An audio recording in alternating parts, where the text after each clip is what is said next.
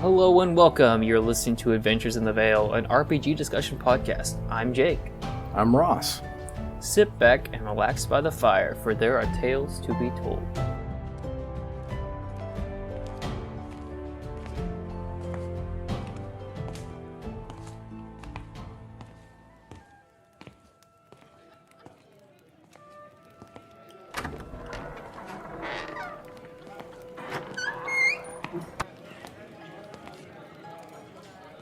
Hello, travelers. Welcome to the Cozy Crow. Come and sit by our fire. May I get you something to drink? Yeah. I'll take an ale. I'll have that right out. You are all from the Earldom of Ek. And it has been hard times for the Mouse Kingdom. You all live, and let me make sure. 16. You all live in a giant mouse kingdom. Your person would know it as a human abandoned house. But for you, it's a huge mouse metropolis. The times have been hard. And it's been hard to find food. And worst of all, mouse have gone missing. And it's become dangerous to travel the fields of Ek. Lately, you are... Oh, and you're from Oaks Grove. The Earl of Oaks Grove has become concerned about your relatives from Stumpsville. Usually every week at Market Day, Stumpsville helps produce the cheese that the Earldom of Ek eats. But the shipment did not arrive on Market Day.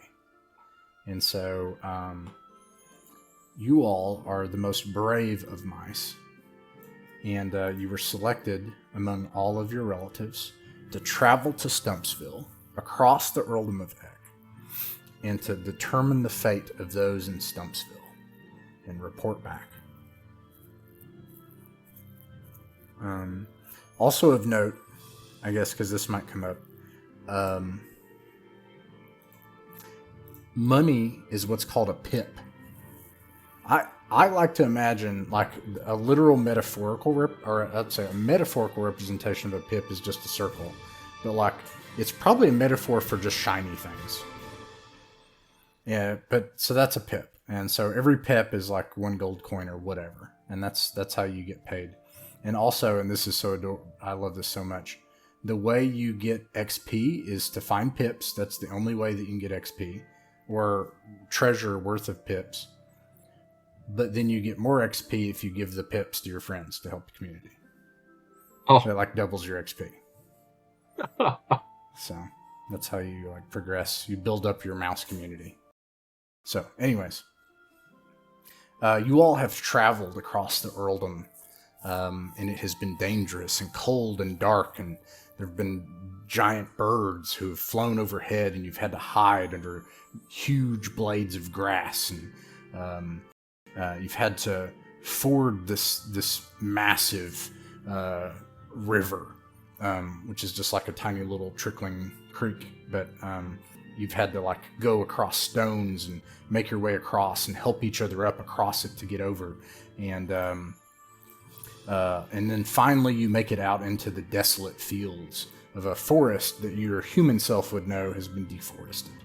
But to a mouse, it looks like a post-apocalyptic wasteland of giant stumps and trees that have been ripped out at the top, and they tower way up above you and everything. And you make it to Stumpsville, and you're outside of what's clearly like, when you look up, this huge structure that is a stump towers up above you.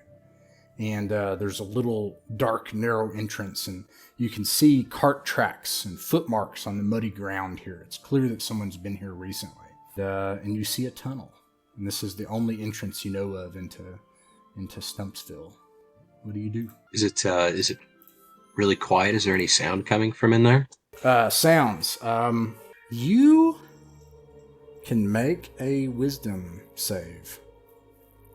Okay, so that is a D20, right? Yeah. Nice. Roll the 1. You rolled a 1. You rolled a nat 1. All right. You absolutely hear sounds coming from within. You hear, it sounds like you hear like a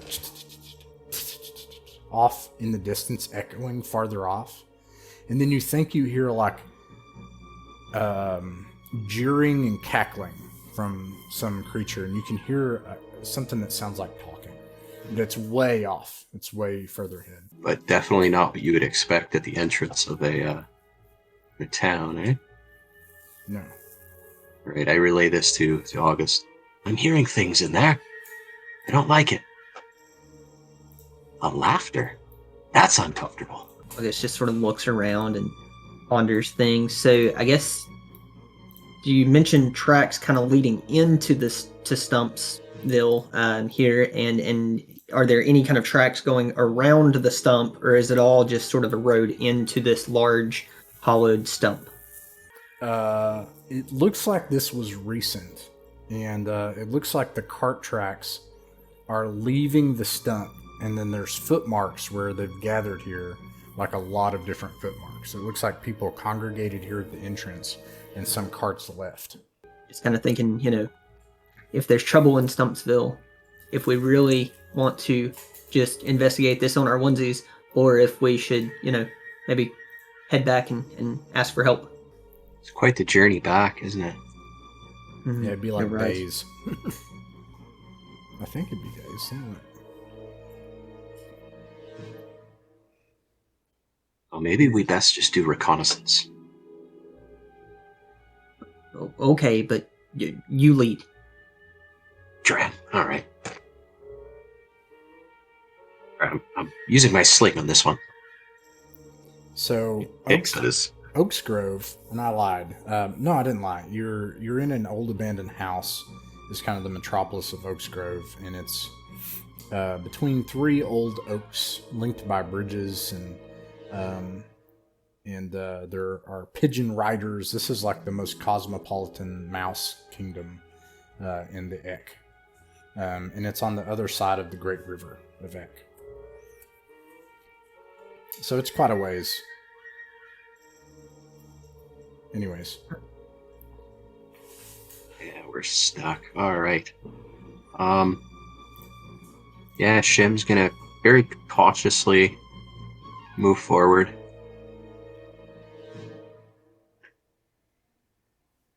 As you move forward into the dark entrance, you can see that the entrance has got this very elegant intertwined roots that have kind of been formed by the mice here to be a really nice entrance as you get closer, decoratively. And then in the dark, on the ground, you see a rat skull and a big hunk of cheese. Oh.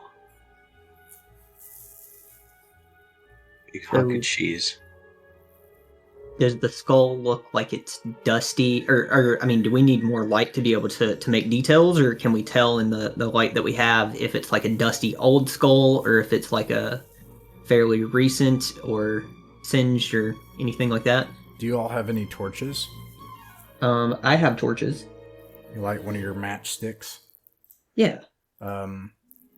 You light the matchstick and it illuminates further into the tunnel. As far as you can tell, on the ground is a rat skull and a hunk of cheese, a big, delicious hunk of cheese. It's fresh. And then the rat skull, it still has grime on it. It looks like it's fairly recent. But as you illuminate your light, you can see that the tunnel is the entrance tunnel into Oaks Grove. Stumpsville, sorry. It's half dirt, half wood throughout the tunnel on the inside. And then it kind of starts to slope up and you can't see. It's a discomforting decoration. So, being a mouse with my expertise in cheese, can I sniff and tell if there's anything amiss or odd about this cheese? Is it like relatively fresh? Is it kind of moldy? What's the deal with the cheese? Well, you can definitely tell that it's fresh cheese and that it's of good quality. As far as being able to tell something about it, I think you could try to make a willpower check. And would that just be like a D20? But just to be clear, my understanding is you're making a willpower check to try to sniff around and poke around the cheese. I just want to make sure I understand that. Yeah, more than anything, I'm trying to see if there would be anything like with the cheese sitting next to the skull. I'm just wondering if there's anything about it that could have created a dead mouse, like poison, etc. Oh, how are you doing that?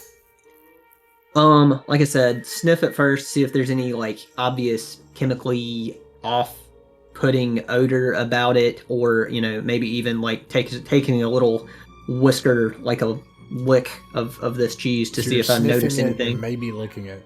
You can choose either dexterity or willpower. Let me do will, and that's a D20. Yeah. That is a 6. 6? Is that below your willpower? My willpower is 12. Nice. Yeah, you're sniffing it and stuff, and you can smell like something is off. Your mouse like nose and whiskers, like your proprioceptors are like filling around in the air and everything, and the scent, and you get the scent of something. You get the scent of something metallic. And then you see something metallic connected to the cheese. Connected to, so is there like a hook or something buried in it, and then also it's too on some from, sort of from metal size, platform like connected to a spring, and then it goes into the ground. So it's yeah, we definitely, he just kind of backs away slowly, and is just like, I don't recommend that cheese. Right, Jim kind of cautiously steps back as well. He was already far from it, but now he's wants to be a little further. Puzzled, the beetle starts to curiously move toward the cheese hungrily. I rein him in. Puzzle. No, Okay. no puzzle. Yeah, he's sad, but he comes back. There will be much cheese another time. Shall we just press on then? Let's go. I have a barrier here, so I'll move you. So you don't get near the cheese? Is that what I'm hearing? Right. Yeah, I'm gonna very much dodge that cheese. Okay. You get into a corridor, and you can see, like I said, that it's half dirt made, half wood, and there is this stone gateway at the end that's blocking the way. And there are two guardian statues of mice with like holding spears, but they've been defaced, and one of them are missing heads and stuff like that. The cracks recent? What's that? Or the the defacing, is that recent? Yes, and when you look at it, you can see that the hinges of the gate that's here have been chiseled away, and something else is like holding the gate in place other than the hinges of the gate itself. Something else holding together. Oh, okay. Does it look like a trap, or more of a jerry-rigged setup to keep it standing? How would you determine that? I'm gonna look at the fastenings, and if they just look like something simple, like a piece of wire jammed in there, or like a twig or something, I'm gonna guess that they're just shoddily done to make people think that it's fine. If there's anything connected to them, or I don't know, like a stick holding up the ceiling or something like that, I'm gonna be watching for that too. I think either way, I'm probably going to poke it with a stick. Poke it with a stick. You see, like it's like two stone doors here, right? And you've got two big, like handles, right? And then, but it would be on a hinge, but you're able to look and see that the hinges have actually been removed from the door. So something other than the hinges are actually holding the door in place. But you don't see anything on this side doing it. Okay. Am I able to see through the other side of the door, or they're both completely closed?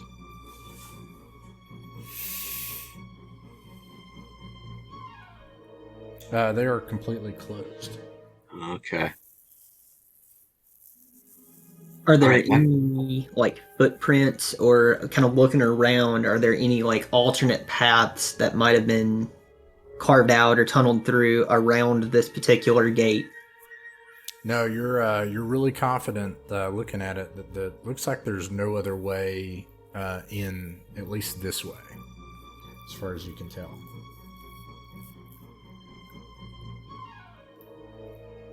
Well, I find this a bit of a conundrum. This is either an alarm or a trap. I don't like either.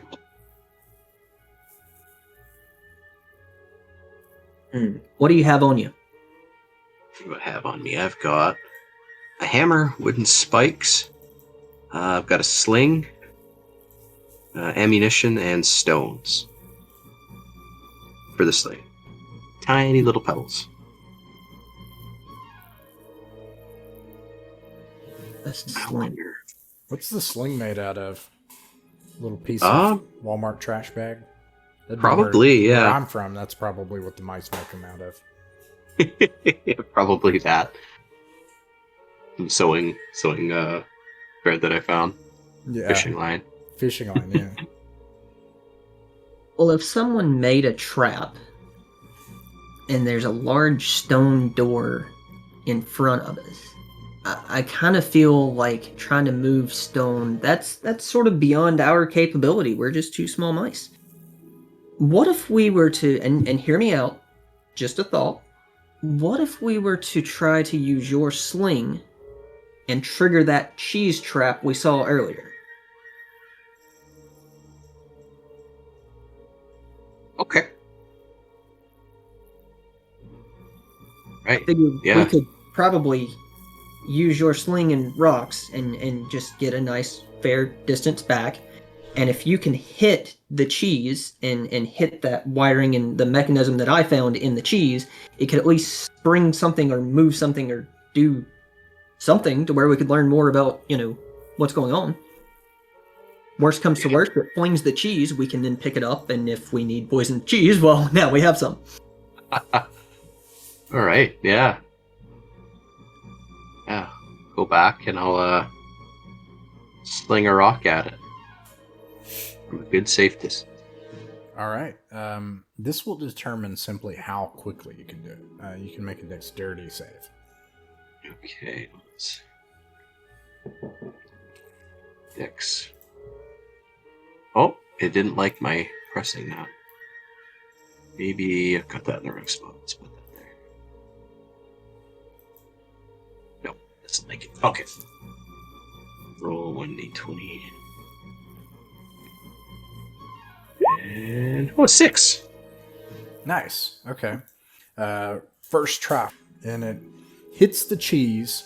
The cheese, you can see it. All of a sudden, it makes this terrible sound, like an explosive sound, and like the earth and stone explodes up from it.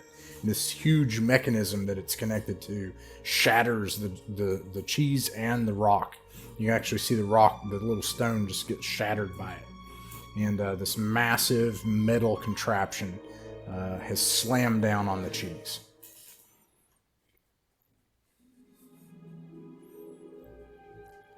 Did you see that? Hide. That was amazing. I think we should hide, though. Definitely. And then, we just sort of scurry and probably grab the nearest wall. As this all happened, did this shake the room we're in at all, or is it just all just sort of a self-contained mechanism? It shook, I would say, the air itself, right? you can hear the whoosh and the explosive clap of this thing, and then the sound vibration that booms into your ears and hurts your ears. But the stump, no, it didn't. But then you start to hear voices on the other side of the stone, and you can hear them like cackling, and it sounds like they're like making fun of one another. One of them in particular, and laughing and approaching the stone. But after triggering that, the stone didn't move, shift, anything like that. It's still very much in the same state that it was in with the 2 closed doors. Yeah. Okay. And you guys try to hide? I have an idea of whether I might want to do something foolish and then run away on the beetle, but I'm thinking while they're at the door is to try to heave the door down on the other side and run. Before we draw attention to ourselves, let me now, after this thing closed down on this cheese, is it now possible for me to grab any portion of the cheese and pocket it? You can absolutely get, let me see, because it's only part of it because it like destroyed most of the cheese. So you get 10 pips worth of cheese. 10 pips of cheese. Nice. All right, like you say, hide. I'm gonna do something stupid. And deeply Wait, how regretful. stupid is stupid? I'm gonna push the door and squish them. You can make a strength check with advantage. Oh, thanks. Okay. So that's, I rolled 2 d20. Yep. I think it is. Roll. You take the lower of the 2d20. 2 in this game, right? Come on. Yeah, an that's 8. right. So An 8. one is a match. So like how do you do this? Like if you're like your little mouse and you're gonna give it your best, you like charge in on your beetle and charge into it like a cavalry, or what do you do to get this thing to ram past the hinges and go the other way?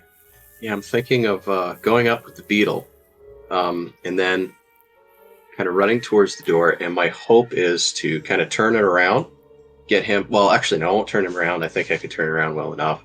Kind of rear him up to push from higher up, and then immediately run the other way. Oh boy. You do that, and like you slam the door, and you hear like Puzzle just like rears up, and falls back on you. Actually, make a dex save. Actually, Ooh. Okay. with advantage. Oh, perfect. Let's see, did that This work? would be too bad. Let's go. Roll 2d20. Come on. Oh! Oh, nice rolling tonight. If this were D&D, it'd be a start. bad night. Terrible. But it's going well. Okay. Yeah, so you're able to like he rears up, but you get him back like almost cowboy style, and you bring him back down, and you ride him around. There's this explosive clapping sound again, and you hear screaming and crunching, and you see one of the contraptions that you triggered on the other side unexpectedly for those on the other side that they didn't know it was going to happen. And there are a bunch of dead rats on the ground.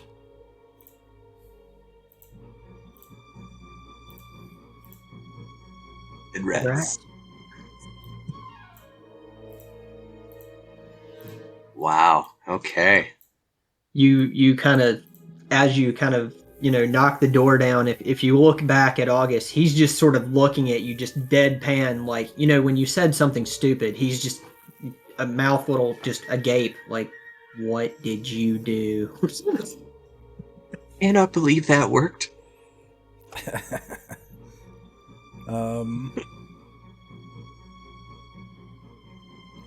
And yeah, what do you do now? I Are guess. you okay? I mean, did that hurt when you? It didn't, but it scared me deeply. I'm still scared. Like right now. Like what? Okay, but okay. Those fellas definitely don't look too great.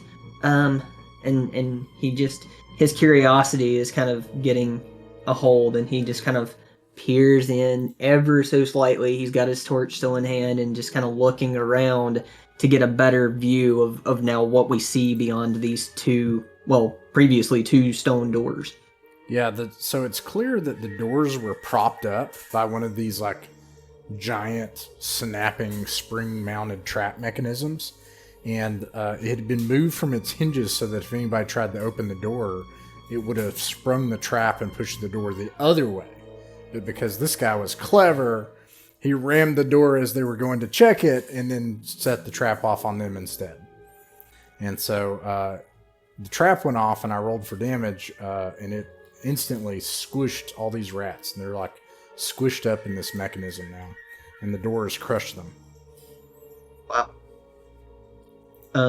As we kind of glance down at what used to be rats, I mean, is there anything salvageable from their now rat corpses, or did it all just kind of get smushed and flattened? Oh, absolutely. They all have, so three of them have, or all three of them have weapons. And what it is it's one of those old-fashioned, like, razor blades, like the old-fashioned one. Oh, but it's yeah. been snapped in half. So it's like, for a mouse, it's a little cleaver. But it's like part of an old-fashioned razor blade. And they do D6 damage. Okay. And then they each have a common amount of wealth on them. So let's see how many pips you get. That's the wrong dice. How did that happen? Sorry. That wasn't that great. You find 90 pips. 90? Okay. And then when you come out here, there's this large courtyard that opens up around the stump. It just towers up above you. And the mice of Stumpsville have built little mouse houses, mouse holes, up on the edge of the stump, up on like stilts and onto the walls. And there's ladders leading up to these houses. There's this dark pond in the center. It's deep and dark, but you think you see something shining and glinting off somewhere in the center of it. And there's an open tunnel over here, and then there's a door.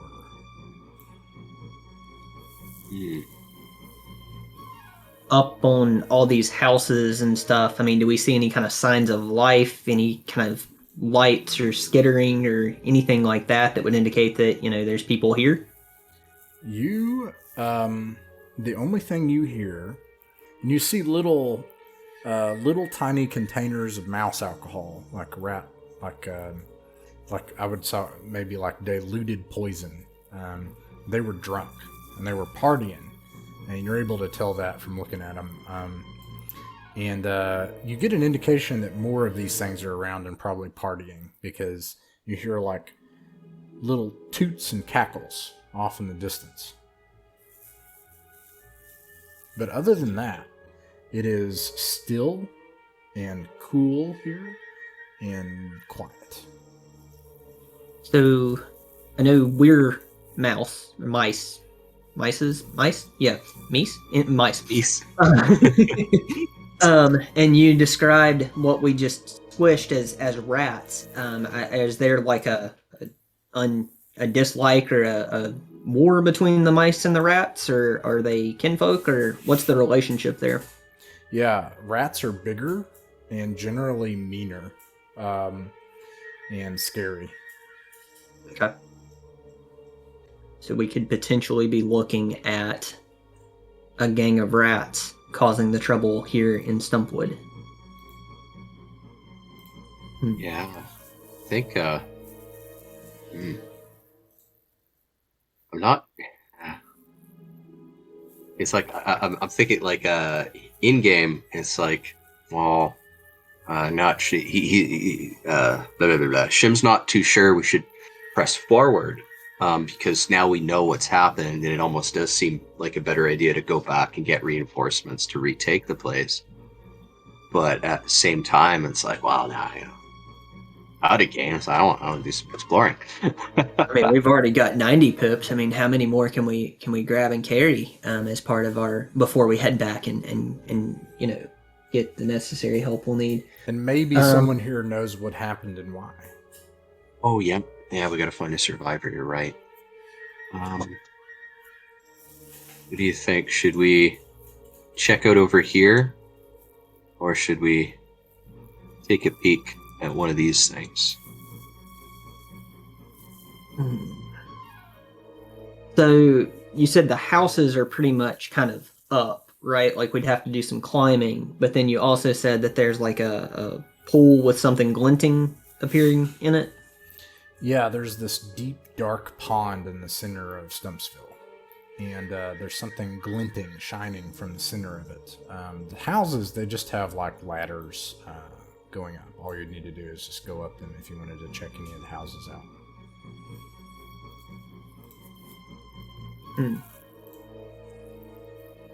All right.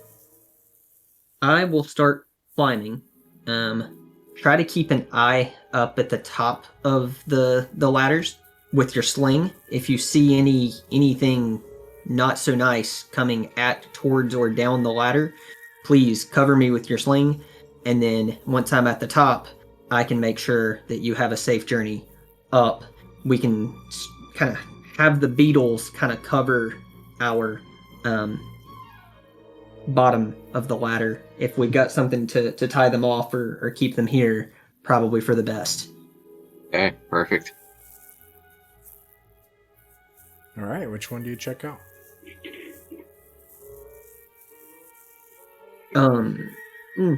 We'll probably just go with whichever one's closest to us from our current location. So probably, is that, I guess, 5? All right.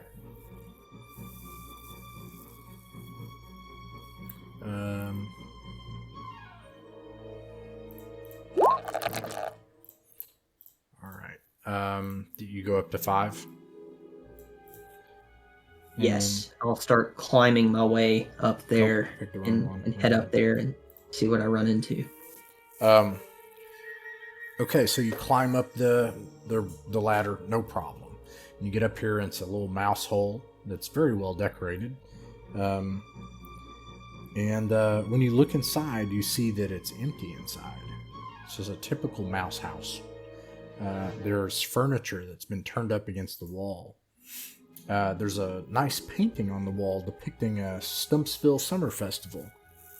And bunting, festooning houses. There's a statue that's inside. And that's it. Okay. I'll look around and I say, I think the coast is clear. Come on up. That way you can kind of see what we're working with here and kind of start thinking through what we may want to investigate or take with us here. Okay. Yeah, I head up. Up goes Shim. Yep, and Shim, you see the same thing. Okay. With the advantage up here, can we see a little better into what's in the pool there? It's even harder to see what's in the pool. It's very dark and deep there. It's just like kind of glimmering gold look, something in the center. You can see deeper down into this, and you get the impression that the sounds of tooting and hollering are coming from that area. You can also make a wheel check if you're trying to use your mouse ears. Yeah.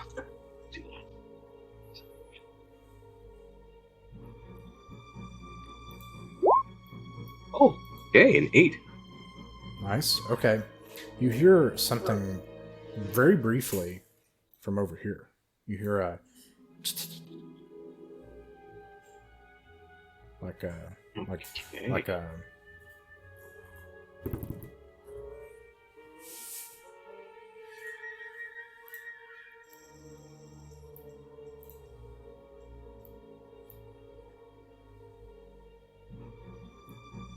Right, yeah, I point that out to August. I heard something. House across.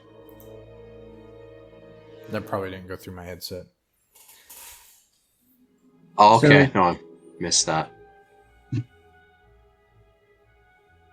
She said, heard something go, but then nothing after that. Oh yeah, it sounds like a skittering sound, and then maybe like a light thumping. Yeah. So, since we're where we're at, I think we can kind of duck into the house that we're in. I want to, because he had mentioned a dresser had been overturned, and then there was a statue. Now, when you say statue, is it like a full-sized, bigger than our size statue, or is it like a small bust? What kind of statue are we looking at with that? Yeah, like a full-size mouse statue. Okay. And anything striking about it? I mean, is it in the same state of disrepair as the statues down there were, or is it in like fuller form? Yeah, it's in full form. It looks like just the person's belongings. As far as you can tell by searching the house, there's nothing special about it. It's just been vacated. Their furniture's been tossed up against a wall nearby, and that's pretty much it. Of the broken furniture, anything like shattered, broken off? I mean, are there like pieces of things laying around, or is it just like old dusty stuff that's just kind of been pushed to the wall and forgotten? It looks like it's been pushed up against the wall very roughly, and then just left there. Like, looks like somebody came in here and tossed all the furniture to one side of the room. Gotcha. Okay, and then I guess my last little question about this room, of that statue, are there any pieces that appear to be like loose, broken, removable, or is it all pretty connected? It's all connected, yeah. Okay. Always looking for something to scavenge. All right.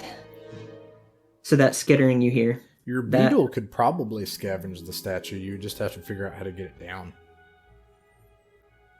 Wondering if we can use it in a fight. If we like say we're over here, and they come out here, and they have another statue over here. We can drop it down, and then if we can scurry.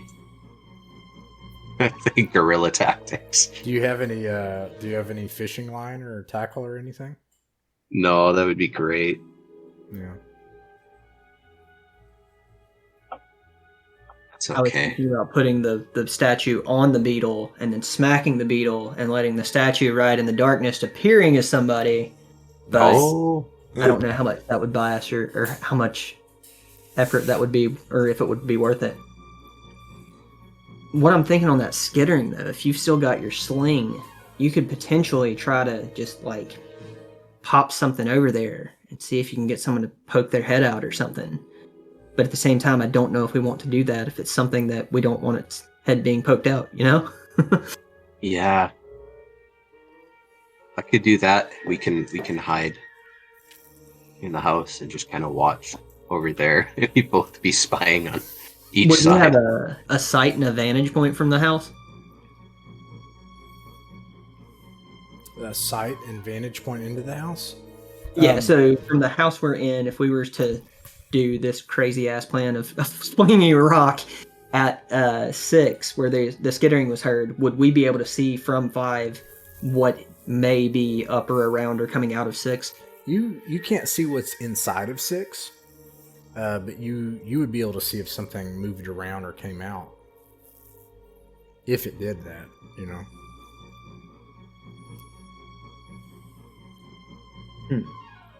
Okay. Well, I think with my inventory, we're kind of. I like thinking creatively, but I don't know that I have much to think creatively with at the moment. I think we may have to just start kind of easing our way towards some of these other places and see what else we can find. Yeah, if you all threw a rock, you're certain you could. If it stirred something, you would be able to tell if that's something you want to do. That's, as you asked earlier, and that's up to you all, of course.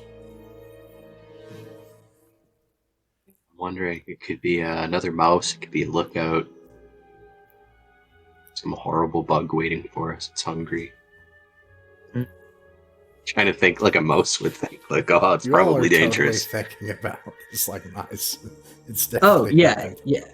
for this game to be mice related, I never realized how nervous I was until I actually played a mouse, and I'm like, wow, this just feels awesome. I should just be a mouse all the time. He's gonna kill you. Oh no. All right.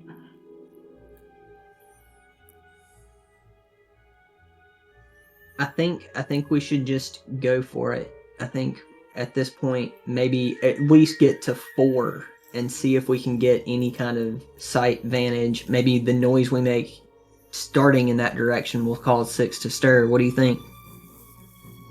Yeah, I like that. All right. I will head down the ladder and then move towards 4. All right. You climb the ladder up to 4?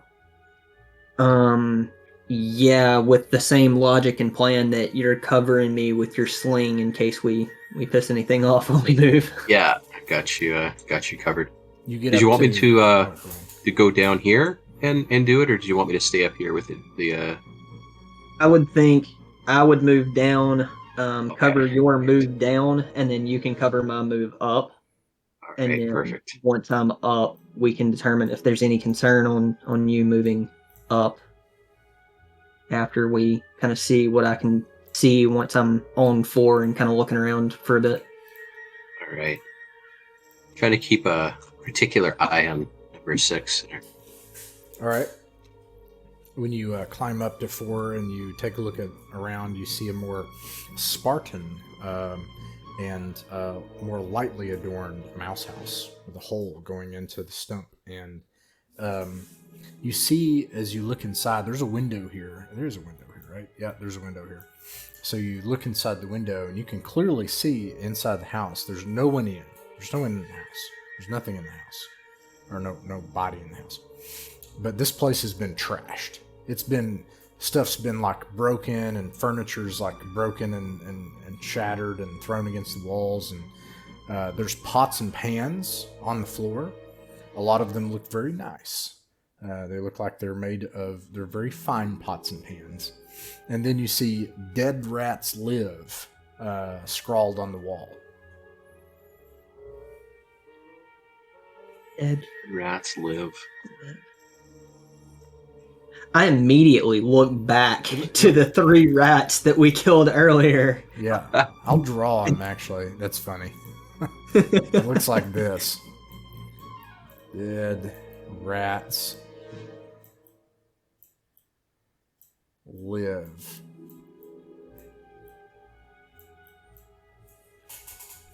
I like that. Oh my god. Yeah, like I said, immediately just glance back to those dead rats and see if I can see any kind of stirring, twitching, anything. Nope. They're definitely dead rats that are also dead rats. Alright. Based on that, I very nervously sort of gesture you up like, alright, let's see what's in here. And when you go in there, Shim, you see the same thing. And it's very obvious when you look inside that there's nothing in here. There's nothing of significance except it's been ransacked, and there's really nice pots and pans on the floor. And everything's just like shattered everywhere. When I see dead rats live, I immediately turn around and look nervously. Oh my god. Right.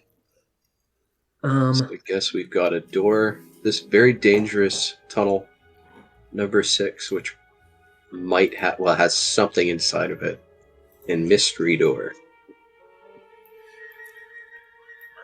And then I guess, but I think that should have a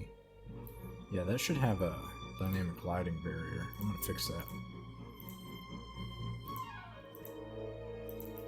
for our like inventories carrying situations, I mean, are we wearing like backpacks that are holding our things, or we just have what we can strap to our bodies? How does that kind of work in this one? You can pretty much carry whatever, but like, are you asking for flavor, or are you asking for like the limitations of what you could carry? I'm trying to understand limitations, so okay, yeah. I'm thinking around these pots and pans, if they're nice, if I can, grab a pot and a pan or something. You could totally carry those pots and pans. You are limited by your inventory slots. And I think you have 6 of them, right? So if you're carrying, and then you have something on your main paw and on your body, right?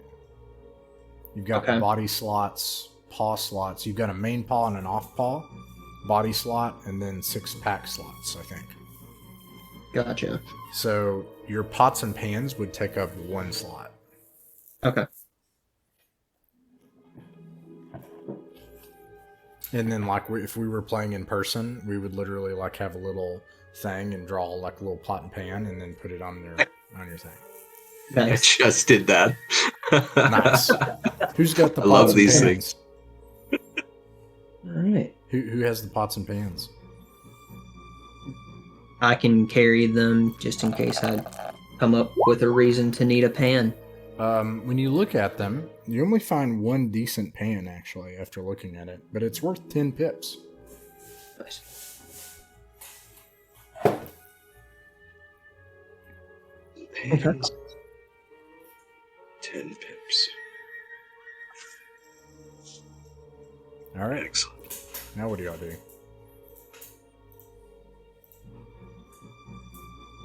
Okay, so we've got... Does the ladder here go directly in front of the cave there? No, it's like on the wall of the stump, you know, because it goes up to this this little house on the wall. This is also in the wall in a different place. Okay, I just didn't want to In mess 3 around with dimensions. that. Okay. Yeah, I guess door number 6. Well, from where we're at, and I'm being perched under 6 and above 3.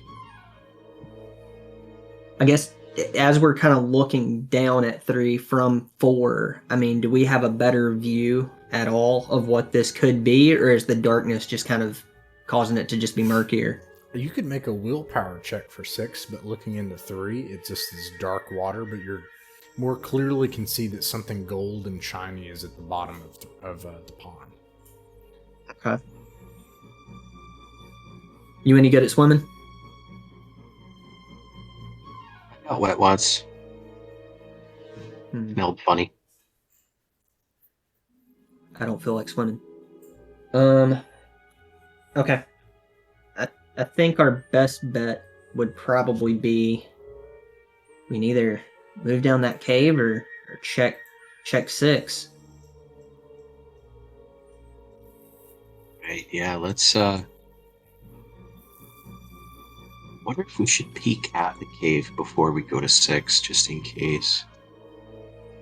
You can make a willpower check for 6, if you wanted to try to see from where you're at. Both of you can if you want. Right, 1d20. Oh! Streak has ended. Nice. Yeah, I did a 7 on will, so yeah. Did that pass? Yes, it did. Nice. You look over here and you don't hear anything, but then in this window right here, you can see cobwebs festooning the window.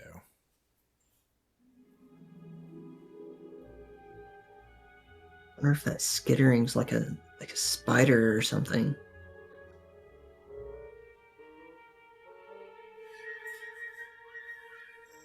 And then you hear...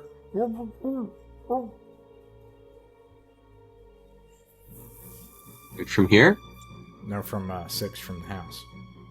Oh. You still hear like laughing and jeering and tooting coming from this door, and you hear it more clearly now.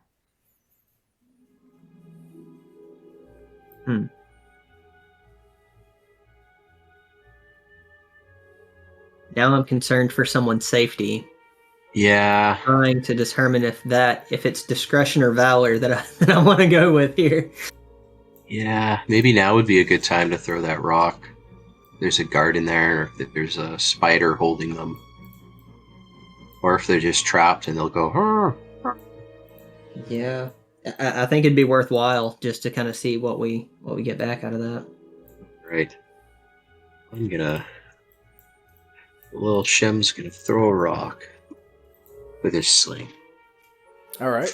The D20. It works. You're able to throw a rock, no problem, to get to the house. I am going to make my own save. Are you aiming at like the door, just the house exterior, or directly at a window to see if you can shatter it? More the exterior, maybe like right by the door. Gotcha. Something just yeah. kind of make a thud. Okay. Yeah.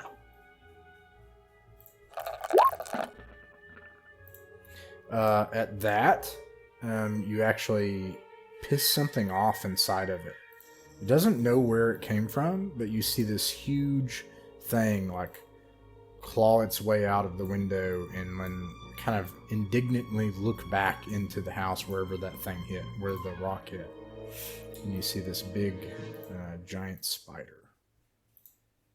Oh, do I ever not like that?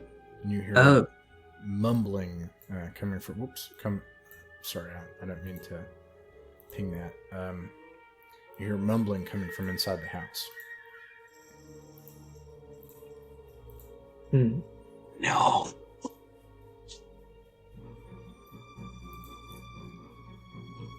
I think with the amount of people that have left, I'm gonna think that that's a rat in there. What do you think? I don't know. If the rats came through here and are cheering, you would think that they might have dealt with this if it was going after their own people. I'm wondering if it was one of the folks here in town. I think we're gonna have to go do a rescue. I would agree. For whatever reason. Morals. Okay. Even if it is a rat, maybe he'll be grateful if we save him from this thing and can help us kind of understand what they're doing here. Well, if he can't see us, I'm gonna try to donk him with another rock. Oh, by the way, I'm also going to say that your beetles have 6 slots. Oh, awesome. Perfect. Right, because that makes sense. And that's kind of what I'm thinking next. So, all right, if you're going to fling something at him and try to get his attention, maybe after you peg him, I can use my pots and pans and just make a lot of noise and see if I can like bring him down, and we can then use the beetles to help us do whatever we're gonna do to this thing. Yeah, I'm wondering because that'll attract the rats. But they also won't know where we are, and we'll be able to see how many there are. The rats, then we can just run in the other direction and hide, and maybe they'll just have to deal with them for us. All right. Yeah. All right. And a rock I whip. So your plan is to try to get it to come here, make a bunch of noise, and try to lure it away from here to lure it out. And then lure it back to the direction we came, over to where our beetles are kind of at. You're gonna try to have your beetles. By the way, you can have your beetles like right here if you want, like, because this is a pond. It's just in the center, right? So you could have. Okay. Perfect. Yeah, I don't know if that's what you want. Okay. All right. So just roll for damage. Ooh, for damage. Perfect. Okay. Yep. You do not roll to hit in this game. It automatically hits.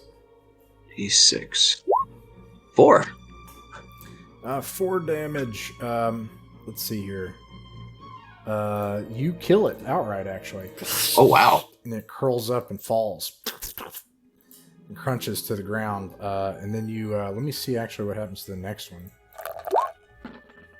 And it pisses off the other one, and it comes out. And failed its will save, so it's also going to clamber down and start coming toward you all. And so your plan succeeded. You said you're clanging your pot and making noise. Also going to see what the dead rats do. They fail their will save, and so several of them start to come up. What's going on here? Oh, and then they see these beetles and a spider and stuff, and they get ready to try to fight it. What would you all do now? They're gonna fight the spider? Yeah, it looks like it. Okay, let's see how that goes. All right. Are you all Yeah. gonna We hide? should let or- them fight. Yeah, let's, that I'll stop making noise and see if we can just kind of duck back into 4 and just kind of see how this goes down. I mean, what do you think? yeah, I like it. You guys Because can they make won't know the a, Beatles. make a dex check with, or a dex save with advantage X save. Oh, I'm bad at these. to see if you can hide without getting caught. Oh, wow. Oh dear. Did I ever not hide? You like trip and fall all over all the stuff, and they hear you. And yeah, but then the spider is gonna like, it's probably gonna attack your beetles. So I think let me see real quick here.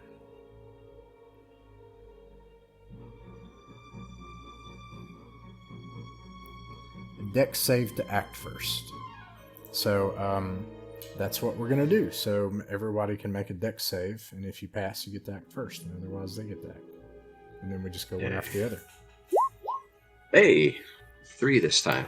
All right. Where was that before? All right, what do you all do? You're able to act first, but they definitely know where you're at. The spider's about to attack these beetles, these dead rats. You don't know what they're going to do yet. They definitely notice us. I think I'm gonna try to whip a rock at this guy. All right, roll for damage. At the spider Yeah. or the rats? The rats. I'm hoping that our beetles can hold their own. Well, can we tell from this vantage point if they appear to be like what the rats look like? I mean, do they look like normal rats that are just mean towards mice, or do they look like dead rats that are just? They're a gang. Oh, Yeah, they're very Rats. roguish. Rats. okay, they're gonna kick They're our own rats. mice. And they even have I'm like a thinking whole. a ghost. They have a whole thing they've been working on. Like that. Like, yeah, they're like they're a gang of They rats. come out snapping. Yeah, like they're snapping really together. mad. Yeah, like Oh yeah. my gosh. Okay, yep, we're screwed. Right. Once you're a rat, you're a Gangs, rat. that's you're never gonna win with musical gangs. So, all right, yeah, you fling at that rat. And- D6. You Or got a 6 6 on a damage. D6, right? Yeah. You crack him right in the head, and he falls over dead. Shim is a bloody menace. Rocks do work, man. Cold-blooded. All right. Shim, settle down. What? So I climbed a ladder to get up onto 4. Would like jumping off of the balcony I'm on? Would that do damage? Like, how high up are we? Yeah, you are pretty high up. You could either jump into the pond and cushion your fall that way, but then you'd need to swim. You'd need to use like a whole turn to get back, is what I'm going to say. Although I don't think the spider's going to come into the water. I could be wrong. The rats might. Sorry. Shouldn't cut you off. Yeah, I think I'm just gonna kind of tuck back into the doorway. I have no ranged weaponry on me whatsoever, so I'm just gonna kind of tuck back for now and see how this plays out. Maybe you could throw a chair down. Oh, yeah. Is there anything like can I scavenge around That's in the house? intense. or Yeah, you'll anything do like it. You'll do it impaired, and you can only throw it Okay. at the spider. that? Okay. So impaired. What? You roll what a would that D4 entail? damage. D4 damage. D4 damage. Okay. I'm throwing random junk and do a 4. Oh my goodness. Okay. Awesome. You badly hurt the spider. Nice. Crack it. And you can see ichor coming out of it, and it rears up on its legs. Whoa. Would the beetles be aggressive towards the spider, or would they kind of be more like a horse and just kind of try to back off first? So they're your pets, so you can use them. You guys can command them however you want. Okay. Puzzle. Get him.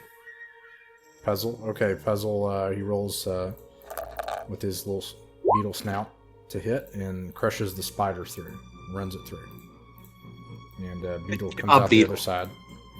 And then what do you do with Skippy, the beetle?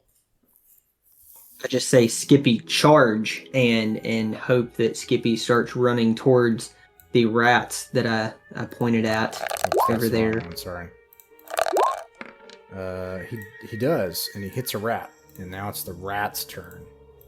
Okay. And the rat is going to roll d6, and it kills Skippy outright. Oh, Chops Skippy's head off with its razor blade, and then this other rat bounds forward to hurt Puzzle, Puzzle, no. and it kills Puzzle. Oh, And This just got intense. now it's Yeah, your it's just- turn. turned into a tragedy. All right, let's vengeance for Puzzle. Here comes a rock at his head. Oh, good rolls tonight. My goodness, Oh, what'd you get? 6 damage. Who'd you shoot at? Oh, this guy here, Okay, you the killed guy him. who dare kill Puzzle. Yeah. Now he's dead as well. All right.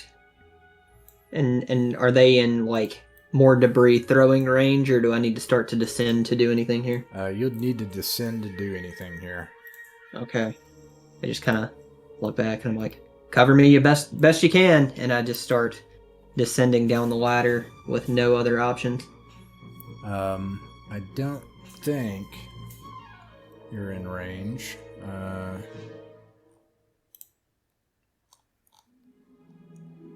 Combat, attacks. Maybe it's just narrative. And you don't have to descend down if you don't want to based on this information, but I do think that you're outside of range to get to him in one turn. I think we're kind of safe up here too, because he's going to do a lot of work to get up here. That's fair. Maybe I will just kind of hang tight on the ladder and just wait then, and let you kind of keep pelting him with rocks. And if he charges after us, I can get creative and bash him on his way up. That'll work. He looks at you all and he's like, "You filthy mice! I'll be back!" And he sees what's going on and he runs away. But he's still snapping, right? Snaps rapidly in retreat. Oh yeah, yeah. He does it as he leaves, like and he backs away into the darkness, like dancing. Let me see if they can figure this out. Let me figure out a couple things for these folks. Actually, it will just take them some time, or is it going to take more than that? Let me see what I got to work with here.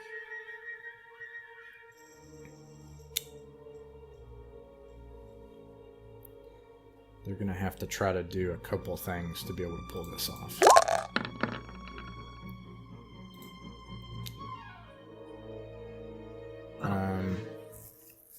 They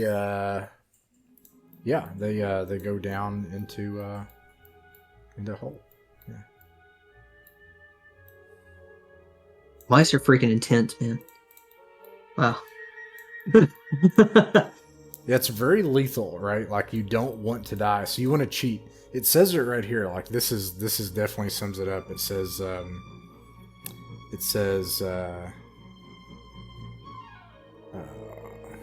magic, Dirty. how to play. It says play to win, fight dirty. You know, like work together. Dice are dangerous. Don't even end up in a situation where you use dice. Ask tons of questions. Play to win, fight dirty. Like cheat. You know, you're a mouse. Yeah, so that y'all are winning. You're winning Mausritter so far. You winning, son? Oh my gosh. All right. So I think we bought ourselves at least a little bit of time, but I don't know how much, or if he scurried off, I don't know how many friends he has either. I mean, do you think we should go and at least get whatever we can off of the corpses of our best beetles and see what else they might have been carrying? I mean, do you think it would be worthwhile to check 6 at this point, or should we start And you hear a and out for help? from 6. Hmm? You I think hear we like should a go mumbling, for it. like, from 6. Tell you what, how about Oh, the muffling. Right. Oh, there's still muffling in 6. We Yeah. have to go see who's in there. I'm wondering if you go by the door, or vice versa, however this goes, if one of us goes by the door here, just in case the rats come.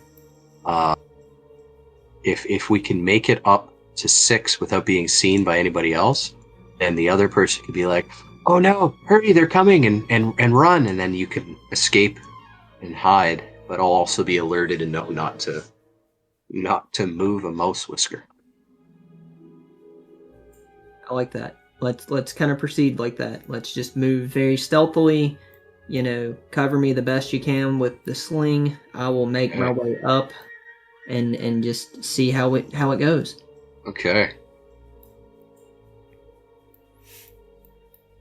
All right. So I just very stealthily and carefully.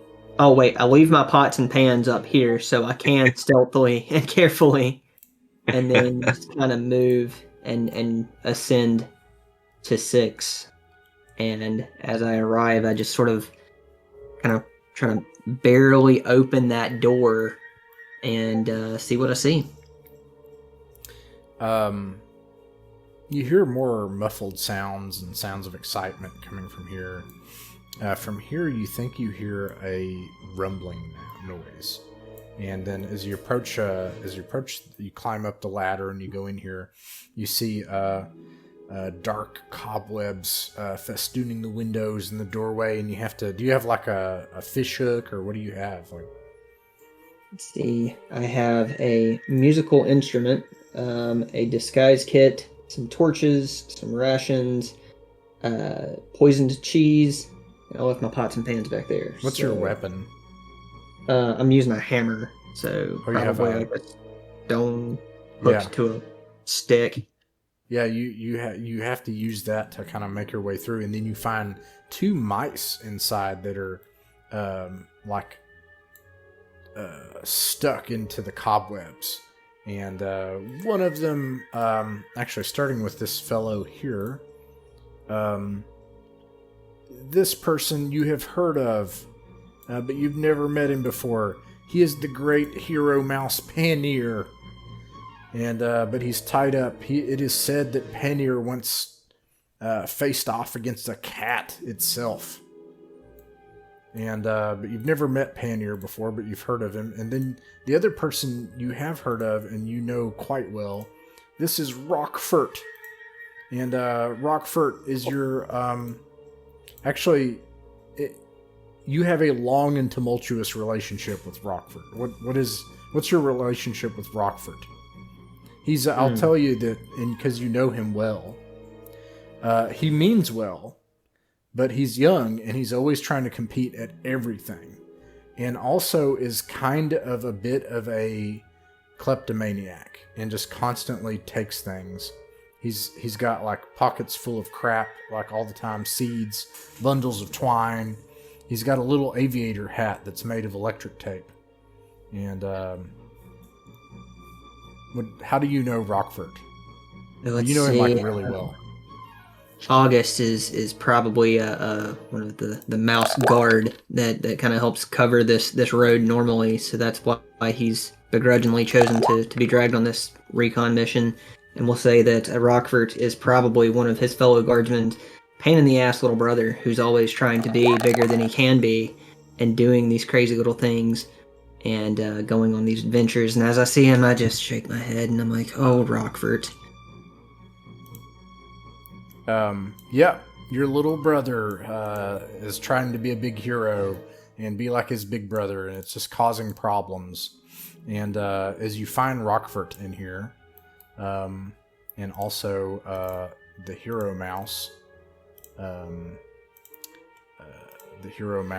Panir, 2 more rats emerge, looking for you. Emerge from the cave below. Yeah. Okay.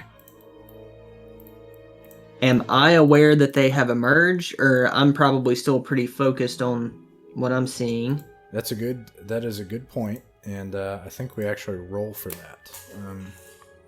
Let's see here.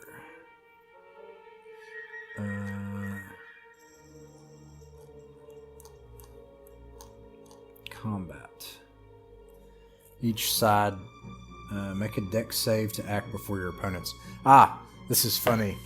Because you're a mouse, you're always surprised. So you're always making that surprise check. Like there's never a... That's it. That's the only check. So instead of... So in BX, there's a surprise check and you roll a d6. And both sides do it. And then you roll for initiative, right? After the surprise round. But because you're a mouse... You just have surprise. You're just surprised or not. That's it. That's the only thing that happens. There's no initiative. So you would make a dex check to see if you're surprised or not. I am surprised. Oh no. They say, there they are! And they like start climbing up to try to fight you all. Oh my goodness. And they're able to act first. Oh no. You guys were in the house still, right? And one of them gets up the ladder just within range of August, and he's going to attack August. And August, you get slashed with a razor blade for 1 damage. Oh. And they're able to make it kind of up on the platform. I think. Let me look at that one more time, actually. I lost it. Where'd it go? Oh, it's a little... It collapses for some reason. That's so useless. Okay. No, they can't make it up on the platform. So that was kind of a dumb move on their part. Okay. And then it's your all's turn. Okay. Here comes a rock. At the guy at the top, like the very top of the ladder. 6. Come on, big numbers. Oops, that didn't work. 6. Or big number. 5!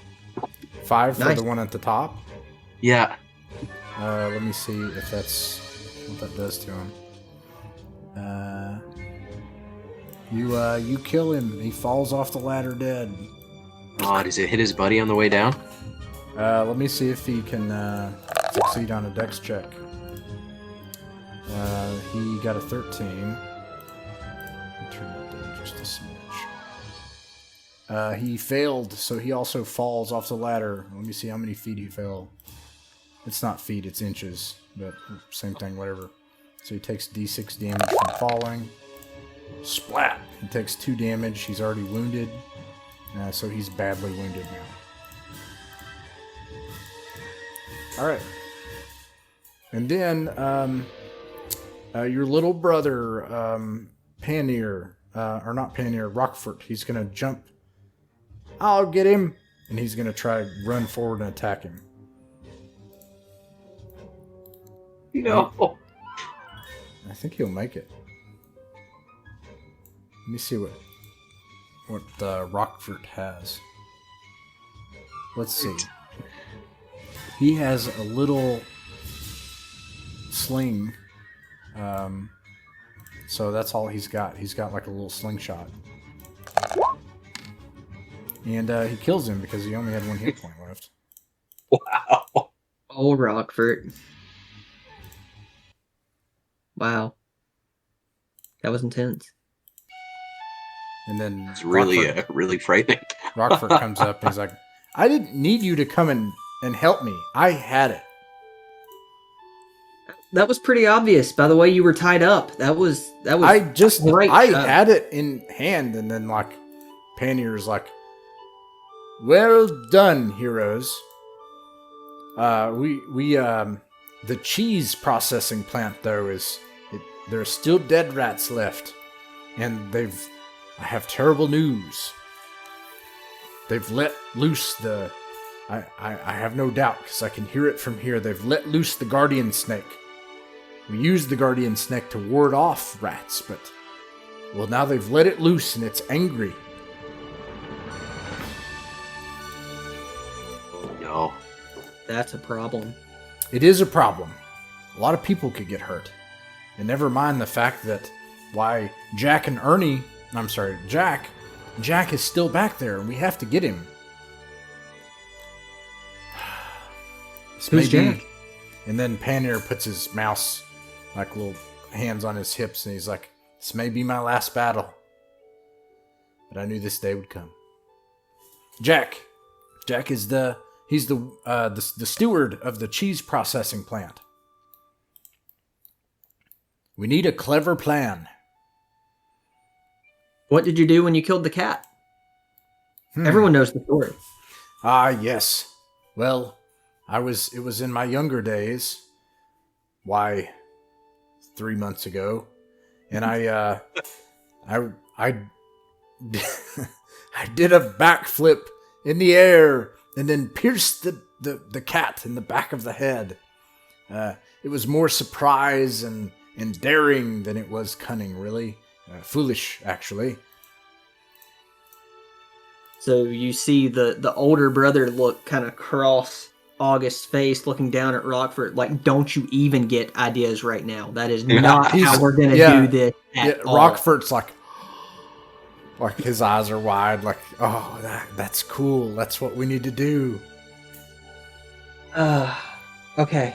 I don't like dumb luck when it comes to spiders, much less snakes. And you see him just visibly contort at the sheer mention of snakes. I hate snakes, so this is very easy to play. All right. We've been lucky so far. What do you think? Well, if we could set some sort of trap up. Maybe if we could lure the dead rats to be the bait for us, we could solve 2 problems with 1. But someone would need to sneak inside and remove whatever is barricading the remaining dead rats to the snake. And it would be a great sacrifice, but if we get in touch with Jack could open the vats of the hot cheese and pour the hot cheese down in and flood the snake inside. Perhaps. It would require all of us to do different things. Someone would need to sneak past, get the attention of the dead rats, open the door. Someone would need to activate the mouse wheel to activate the pumps. And someone would have to get Jack's attention. And Jack would have to open the valve. And probably someone would need to distract the snake long enough for us to do it. Do we know if Jack is even okay? I mean, has anyone seen him? No. I hope he's okay. We have to try, though.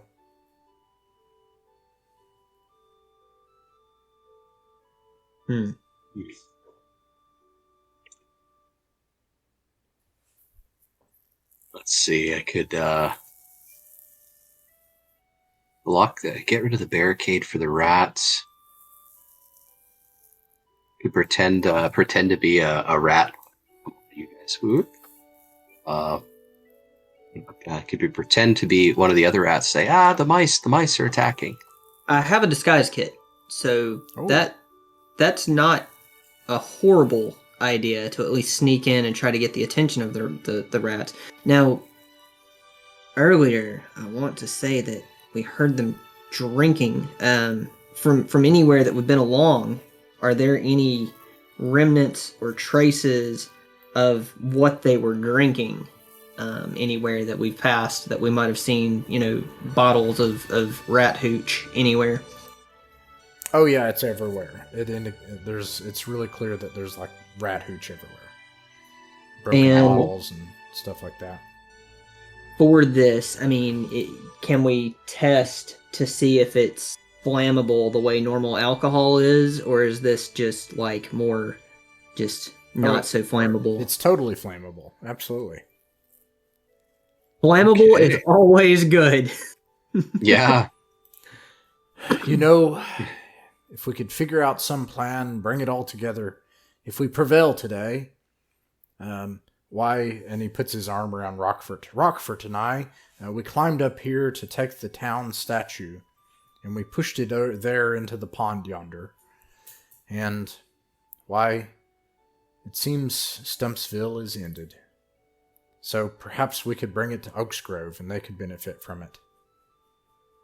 It's made of golden leaf. And you'd know that like a whole statue of that would be worth... it would be worth 600 pips. Wow. And, and all of the remaining wealth that I've gathered in my adventuring days is...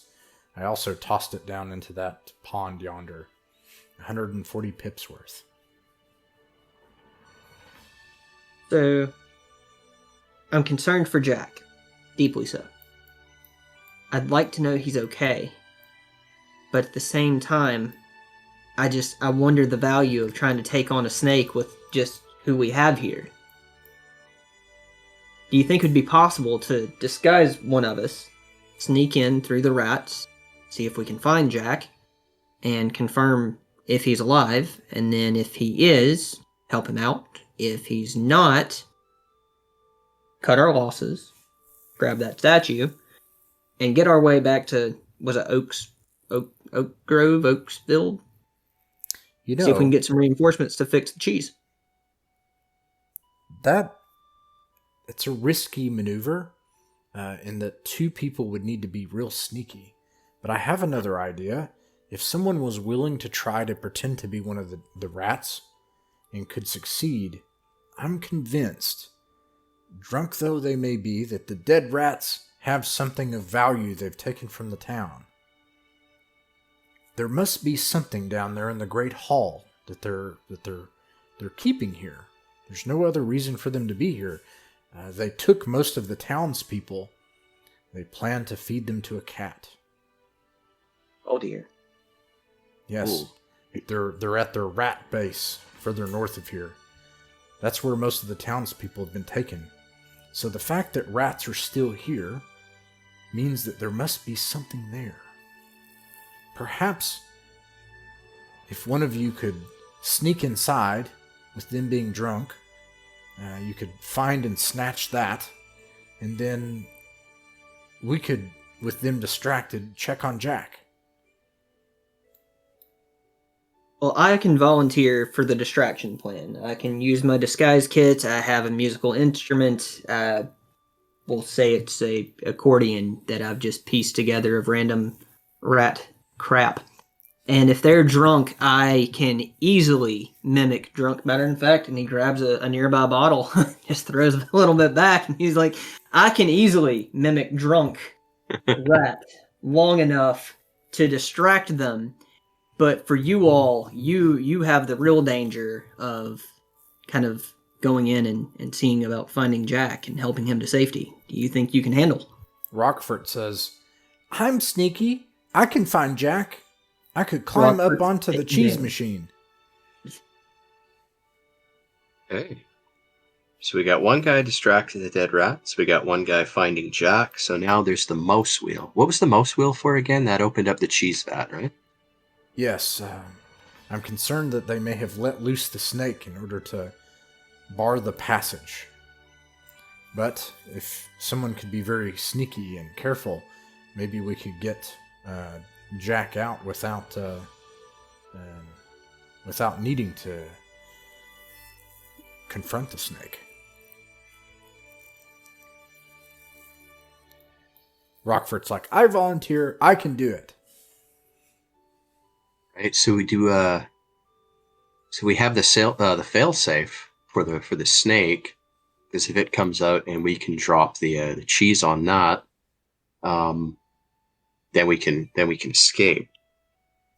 So, yeah, I'll go. I'll head to the mouse wheel for this in case we have to take care of that snake. Meanwhile, Rockford heads to find Jack, and August distracts the mice. And if Pannier, I think he might be able to help with combat in case the rats attack. Because I think in the off chance that the thing with the snake doesn't work, I don't think I'm gonna make it. I don't think more than I will more than one my mouse bow should be and my consumed this blade day. and I will remain in an ambush position. We will stand together against the snake should the moment come. Excellent. This I like. Very well. Shall we? Howdy-ho. He takes another swig, and he just between his disguise kit, the tools in this kit, and just what he was able to pull off of the dead rats down here for their fur and outfits and blades, he kind of equips himself as one of those and looks as dead ratty as possible. I start snapping. Nice. Okay, I will remove the door. And immediately, as you open the door, you can see in the dark, you can see this huge snake curled up in the darkness.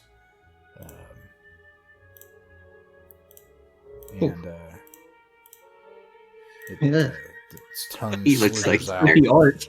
This thing, for a mouse your size, this thing, you are a fraction of the size of its head. This is like 20 mice long. And you see this big contraption here, and you can hear a mouse like shivering up in top of it, like, hiding. And he sees you, and he's like, and you can't see it from here, but you can tell that there's a door down here, and you can hear the mouse, the rats chattering on the other end of it. From what in the Chamber of Secrets are we gonna do? It looks like in order to get to him, like he could try to climb down, someone could try to climb up, or someone could use the mouse wheel to raise this platform with the pulley. You've got a snake that's asleep, and you've got the rats that could also come out. And the rats are apparently guarding something really important as well.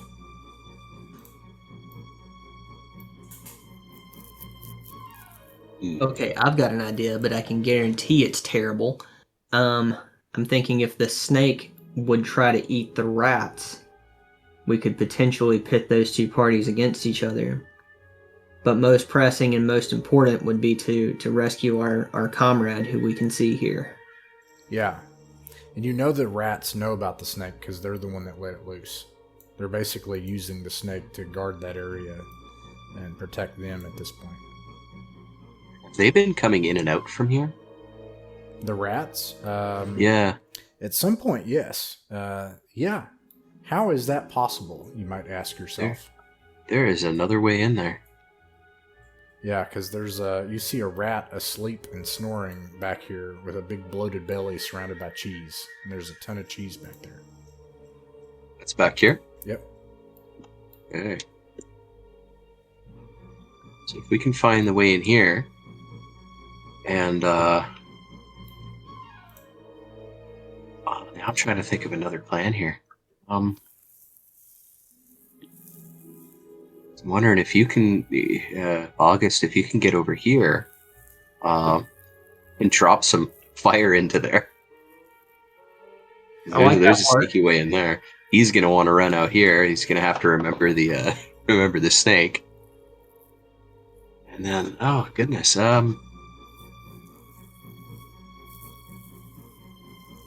So I guess from our current vantage of the room that's ahead of us with this mechanism and parts and pieces and current light and all that, I mean, do we see any potential hidey holes that the rats may have been using to circumvent the snake in order to go to other places of this room and area? Yeah, you're really confident that this appears to be one way. And that's the thing. So you look around and you're 100% sure there's no other way in or out of this place. But it's also obvious that the rats have come in and out. And it seems like the snake didn't bother them somehow.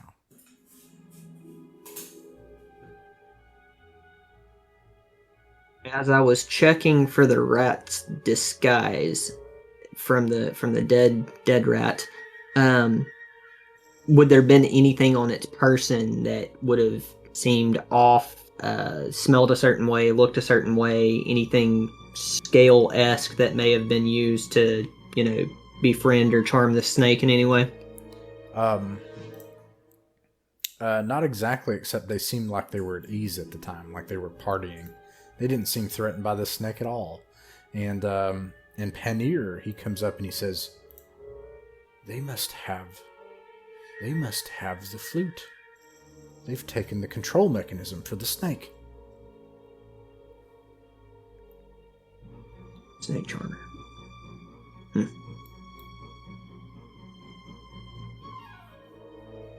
definitely can't make any snake charming noises with an accordion.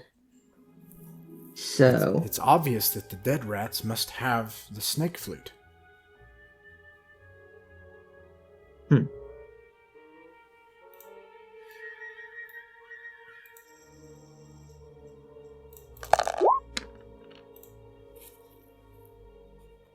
Yeah, I guess it can't take too long. Goodness. right.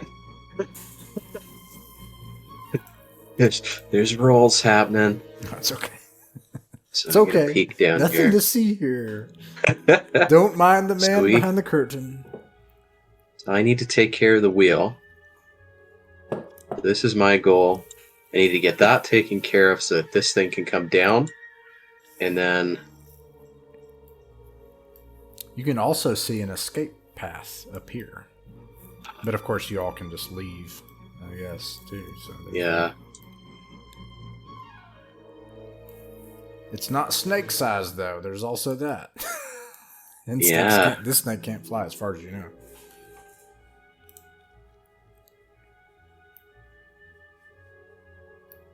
Yeah, well, I guess we got to get up here, so I'm going to have to make my way down there. Originally, the idea was distract the rats, but now I think it's a snake we need to... Yeah. Yeah. This is Feel a like if different we setup can- than I imagined. Yeah, me too. So I feel like if we can get our little comrade guy out, even if the snake wakes up, if we can scurry up to that zone up there, we could potentially just drop stuff down onto the snake between your lucky rocks. I mean, throwing down hooch bottles and lighting them on fire, things like that. I feel like we could at least, engage the snake and probably live. But I don't know how fast that thing moves. Panir looks at it. He's like, There's a single door down below us that leads into the grand hall for Stumpsville. I'm sure that they have it locked. If there was some way that we could quickly get it open and overcome the dead rats, we could get the snake flute, and then we would have control of the snake. Or if we could even distract them long enough somehow for someone to get the snake flute, then we would have control of it. I can get the snake flute. Look, I've got this hammer. I'm already dressed as a dead rat. Got a bottle here. I can go in and bash the door in. And I'll just act all drunk and just convince them this is where the party's at. So I'm just coming in, right? And then when I go in, I'll just conveniently find the flute, grab hold. I mean, I'm already playing an accordion. I bet I could tear some stuff up on that flute. And I can just start playing away and hopefully keep the snake at bay with the 3 songs that I know. 2 of them are just the Weller Man in different keys. If you can get the snake flute and play it, it will put the snake asleep and we could rush the remaining dead rats and gain back Stumpsville. And we together could liberate Stumpsville. But if we don't get the snake flute from them, then... and we don't get in the door, then, well, we will surely perish.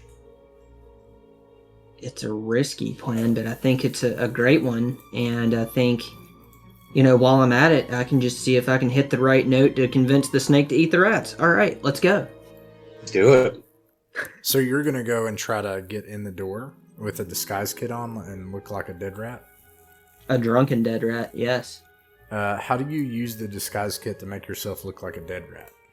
So as we descended coming towards this area, we had killed some dead rats on our way in.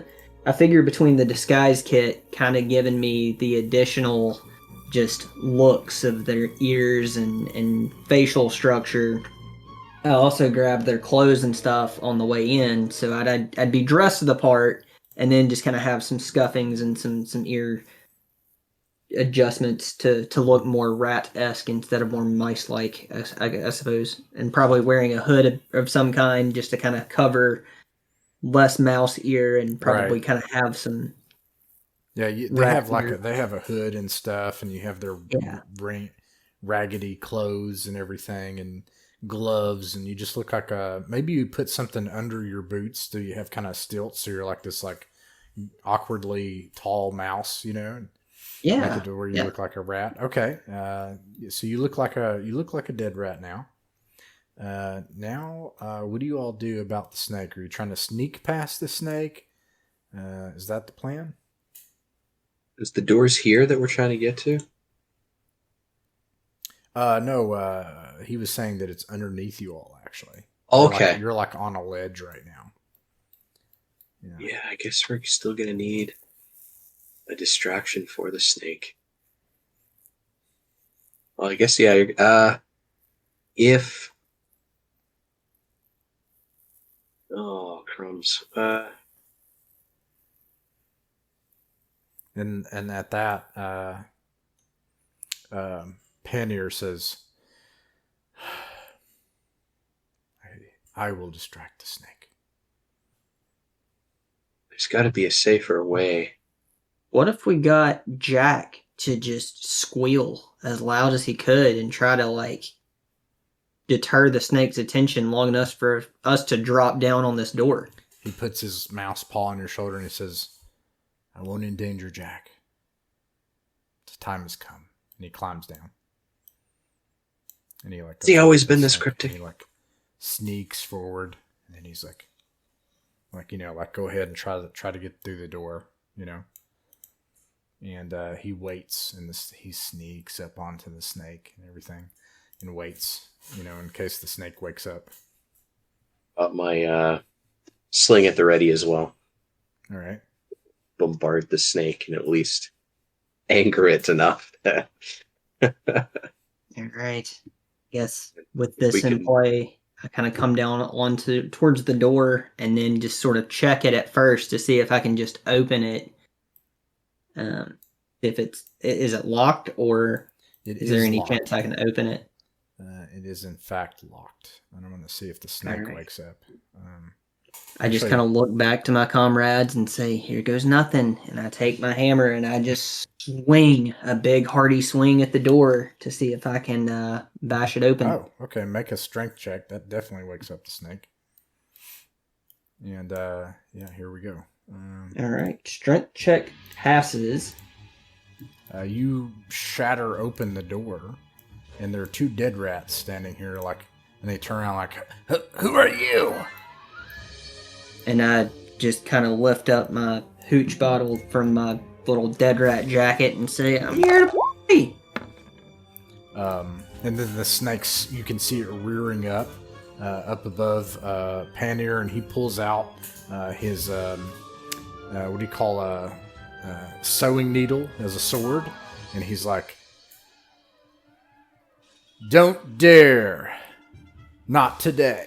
And he's able to act first, and he's actually just going to straight up attack the snake. So let's see.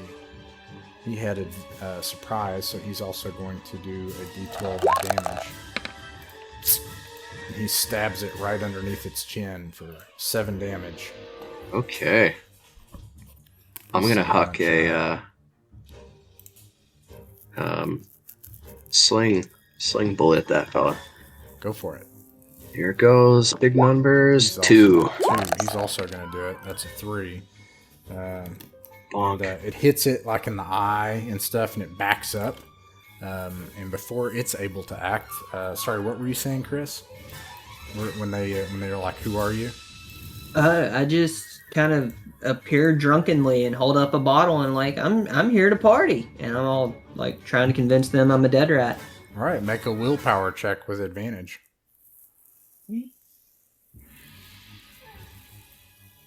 All right, yeah. My will is 12, and I rolled a 12. So does that count as a pass, or do I have to beat 12? You need equal or under, so you pass. Awesome. Hey. Nice. Okay. Look, you gotta get in here and close the door. There's mice in here, and they're taking over the place. The filthy mice. Let me see. What's her name? Balthazar. She left us here to die to these stinking mice. We thought this place was cleared. You gotta close the door, and you can see that there is a flute hanging off of his belt, and you can see other things on the table. You see a rune laying on the table, and you see a pile of stuff they've gathered. I mean, you're not scared of that snake out there. I mean, it's about to eat that mouse. You don't want to miss that, do you? And he kind of points out the door and sees if he can show them where Reepicheep just stabbed it. What's your intention? What are you trying to do with them? Seeing if I can distract them long enough to where if they try to rush past me for any reason, I would try to go and make a grab at the flute. Yeah. But if they try to move more towards the door, I'll just kind of settle in and kind of see what's happening. Well, they're drunk, so yeah, we'll see if you can distract them. Make another willpower check with advantage. Awesome. Right. And if you fail, then the snake's going to get its turn. Oh, I failed. Oh, no. All right. Did you do with advantage? You get to roll Yes, 2. I did. Oh, no. Yeah, it was bad. The snake gets to do its turn, and it's going to do, it does 2 attacks. It also has armor, too. I forgot about that. I should subtract that from the damage, which I will. And it does... Oh, if it does critical damage, that's really bad. Okay, 2 attacks, D8 bite. 2d8. It does 8 On damage. ones. That is not a 1. That 1 in it. Does 8 damage to Paneer. Paneer has... What's a standard hit point for a mouse? If he's level 1, I guess it'd just be a d6. Oh, so it's not even mathematically possible. You can actually see him getting this thing snapping down and biting into him, and it stabs him through all the way, and you see Paneer spin around and then fall forward and fall onto his side dead. His sewing needle clamber to the ground, and Rockford can't help himself. He goes, "No!" and he yells and alerts the dead rats, and the dead rats are like, "See, we told you, there's mice here." And let's see, back to you. What do you do, August? He just kind of reels back and he's like, "Oh yeah, that guy, he didn't make it. Let me just go ahead and slam this door shut." And I guess from this point, I just sort of take a swig. I don't know if I'm trying to convince them or if I'm drunk or if I'm just kind of toasting the fallen hero. But yeah, I just sort of settle into the room a little bit and kind of see how they start to act towards everything that just happened out there. What outcome do you want? So I guess more than anything, I'm trying to buy myself an opportunity. So I kind of need them to kind of either fall into a state of drunkenness to where I can manipulate the situation a little better, or I need something chaotic enough out there to happen to where they're called into a different course of action. What do you want to have happen in the end? Do you want them to die? Do you want the flute? Do you want the... What do you want? So I definitely need to grab this flute. So I guess from here, I'm going to be looking for some sort of opening through the conversation. And then if I can grab it, my next goal would just be to escape the room and see if I can start, calming this thing down. Oh, make a willpower check with advantage. Or save, save check. Okay, well, I saved on the first time, so that's that's a good save. All right, you have the flute. All right. Yeah, caught. Wow. Okay. That's really cool looking. Oh, there's a little flute noise. Tweet. Okay. So with this, I now have this flute. I just try to once again convince them. I'm like, you know what? I just want to go see the snake, and I just try to act to that level of drunk where you just have no sympathy for what someone does, and just sort of just try to lean back out to the door and head outward. They're like, are you trying to leave, or what are you trying to do? Yeah, if I've got the flute in hand, I'm going to try to just start making my way out so I can play this thing down. Oh, you do that. You want to try to do that with the snake? Try to play the flute? Yeah. The dead rats, they're like, you idiot! What are you doing? Don't leave! But they stand there. They don't leave. So you're able to leave if you want. Yeah. And then if you play the flute, it causes the snake to just like become woozy and then fall asleep. All right. Whew. Well, that's a crisis averted. Well, sort of. We lost Reepicheep, our main rat hero of a man. Quick, go! Yeah, the rats come out after you, and they say, "Oh, what are you doing? You have to come in. There's mice out there. We don't know how many there are." Well, there's, and he, kind of standing. He's kind of walking his way more towards the center of this room. They keep following and you. just starts kind of pointing them out. He's like, "There's at least 6 that I can see." And I mean, that one had a really cool sword. I mean, that snake's asleep. I'm gonna go grab it. And I just sort of keep tweeting the flute and just edge closer and closer to the snake. It's definitely asleep. And then 2 dead rats come out, and Right, ambush. Yes. Shim, you may make a dexterity saving throw to see if you 20 and with it advantage. is a 1. Nice. Oh, another 1. It's like some of the best rolls. Does that make it the D12 one, or would that still be the D6? Oh yeah, actually, yeah, you totally have a D12 now because you also have Awesome. yeah. Please don't roll bad. Oh, 11. You kill one outright. The other one spins around afraid, and then Rockfort, he's also going to attack. But he's just got a little thing here. He does 2 points of damage and hits, and and then you're playing a flute, so he is now able to act, and he says. Actually, he's going to try to run past and join his friend. He sees that as the only hope that he has. He makes it like this far. And his friend wakes up on the other end. And it's Rawl's turn again. Okay. I'm going to try to hit that guy again. Alright. Although I just think it's the funniest thing if you stopped playing and that snake just... I thought about that, but I don't want to have repercussions upon. Yeah. No, this is a fantasy game about mice. If you want the snake to eat the rat, I think it could work. Because it went past, and a snake would totally do that. That's how snakes are. Like a snake will stay where it's at, and then if you poke it or run past it, that's it'll.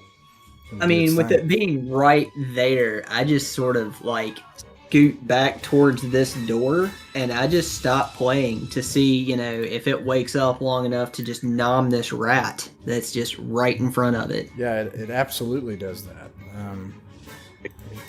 See if Am I able to hit this guy? There's a 12. And it says here on my snake thing, it says guard snake.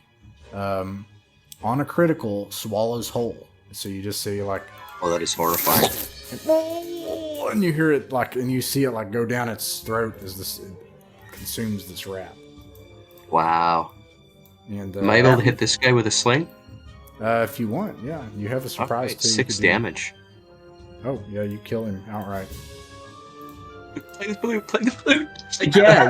No, I see this, and like, there's that little bit of alcohol still on my breath from where I took, my mini buzz, and I'm like, well, oh wait, yeah, and then I just start playing the flute, and hopefully calm this thing back down. Oh, yeah, it goes right back to sleep. And, well, that just doesn't feel right. That was horrible. I can't say that's... Nope. Ow, my immersion. I mean, it's good, but it's bad because that was really horrifying. Yeah. Oh man, how would I run this for kids? I gotta think about this. I don't have a thing about like sheltering kids from stuff like that. I've been reading The Wizard of Oz. It's pretty horrifying. Oh yeah, that's some. Yeah, but yeah, the combat scenes in Wizard of Oz. But anyways, here you are. The snake has fallen asleep. You've killed all of the dead rats. You have liberated the town of Stumpsville from the dead rats, except poor... well, first of all, Jack comes down, because he's able to take his time and climb down. Jack is this... he's got old battle scars. He's kind of portly, though. And he's like, "Oh, thank you so much for your help. I thought I was done for. Oh, no. Oh, poor Paneer. This is the last time that you were our hero, Paneer." And he closes his beady mouse eyes. And they open anyway again because it's a mouse. And he's like, "Poor Paneer. We'll always remember you." He died the way he lived, Indeed. saving others. Yes. There's nothing Actually- here left for the town. I suppose you should take it to Oaks Grove. And please, we should try to... I should come with you.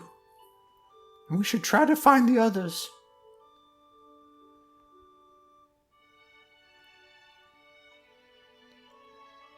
Have to, yeah. Do you try to get the thing out of the pond? Yeah, let's loot the place real good. Yeah, as I'm starting to kind of play and keep the snake asleep, I actually try to maneuver over and grab the sewing needle that was the sword, and then pass it back to the little brother mouse. And I'm just like, he would have wanted you to have this. Wow. They're still protecting something over here too, eh? Oh yeah, so he was eating all the cheese. You find 800 pips worth of cheese. They're Wow. huge cheese wheels that are 100 pips each. There are 8 of them. And also, I gotta roll twice. You all killed Ernie the dead rat. Didn't even let him try to surrender. And then, where's the treasure part? Here it is. Maybe. Yes. Treasure table. Here we go. We're going to find out what you all get in here. You find a bag containing 6 times. That's 600. 300 more pips. A bag of 300 pips. And also you find useful D6. I love treasure tables. Useful. You find just a simple weapon. And where's my weapons here? We're creating a mouse.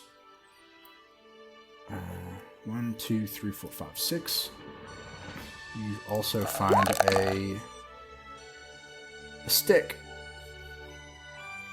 It does D6 damage. It requires both paws to use.